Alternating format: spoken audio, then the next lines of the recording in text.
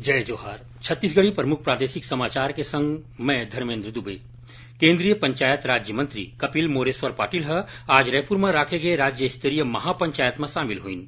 ए मौका में उमन कहिन कि सरपंच गांव के विकास के चाबी हरय। श्री पाटिल कहिन कि प्रधानमंत्री के पूरा ध्यान गांव के विकास में हवय। सम्मेलन में केंद्रीय राज्य मंत्री प्रधानमंत्री आवास योजना ग्रामीण के हितग्राही मन के खाता में घर बनाए बर 49 करोड़ 21 लाख रुपया के पैसा दिन उन्हें केंद्र सरकार के महत्वाकांक्षी योजना राष्ट्रीय ग्राम स्वराज अभियान के तहत बस्तर और सरगुजा संभाग के अनुसूचित जगह के 600 पंचायत मन में कंप्यूटर पर 3 करोड़ रुपया जारी करीन।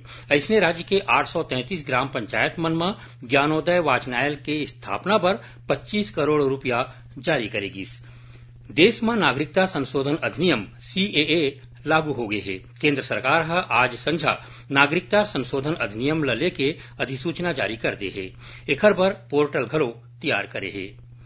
प्रदेश के किसान मन ला काली धान खरीदी के अंतर के राशि के भुगतान करे जाही। मुख्यमंत्री विष्णुदेव साय आज झारखंड दौरा में निकले के पहली रायपुर में मीडिया के संग गोठ बात में ए बात कहिन।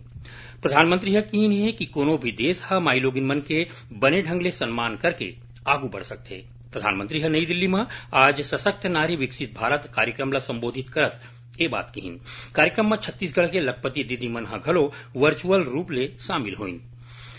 प्रधानमंत्री नरेंद्र मोदी काली वीडियो कॉन्फ्रेंसिंग के माध्यम ले 85,000 करोड़ रुपया ले ज्यादा के 5900 ले ज्यादा रेलवे बुनियादी ढांचा परियोजना मन के आधारशिला राखी और राष्ट्र ला समर्पित करही। केंद्रीय औद्योगिक सुरक्षा बल के 55वां स्थापना दिवस काली मनाया जाही। दुर्ग जिला के उतई में हुए कार्यक्रम के मुख्य अतिथि केंद्रीय गृह राज्य मंत्री नित्यानंद राय होही। छत्तीसगढ़ राजभाषा आयोग के 3 दिन तक चलैया छत्तीसगढ़ी भाषा में प्रशिक्षण कार्यक्रम आज ले नवा रायपुर में शुरू हो गए।